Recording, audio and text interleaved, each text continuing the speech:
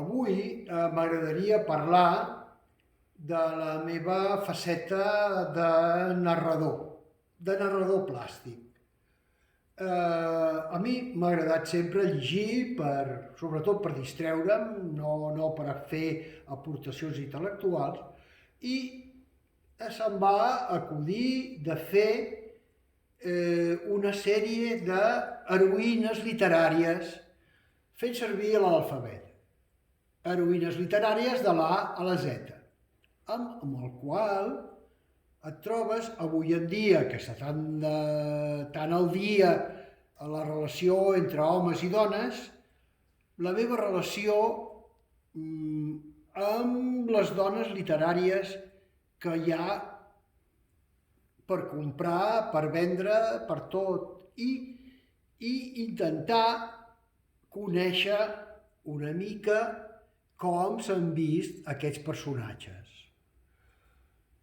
La narració, que bàsicament en aquests que són els primers inicis, després vaig fer una altra sèrie on hi havia més complicació de materials, que hi havia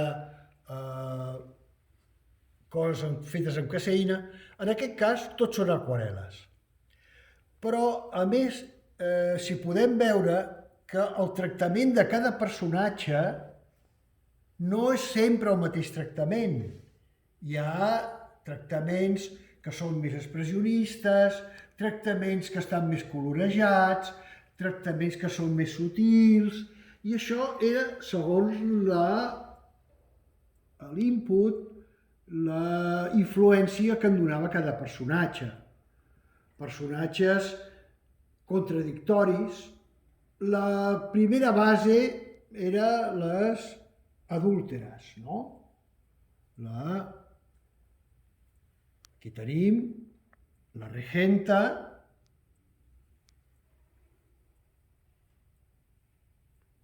que és l'adúltera innocent,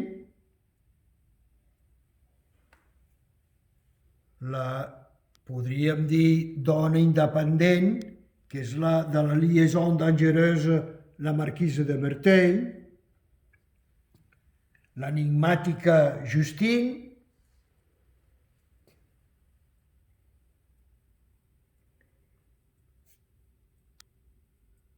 la suau,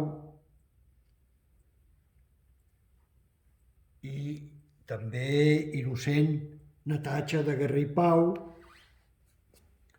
la misteriosa i mítica Salambó,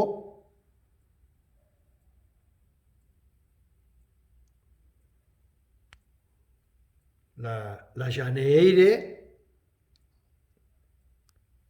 de Charlotte Brontë, la banda de Sadomasoch,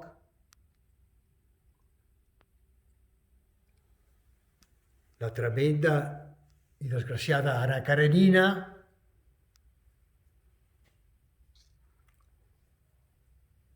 o la Dorothy,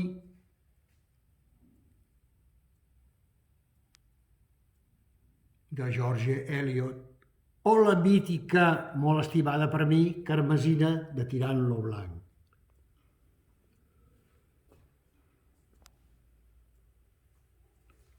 També inspirada en la meva neta quan era petita, perquè això és una sèrie del 2006,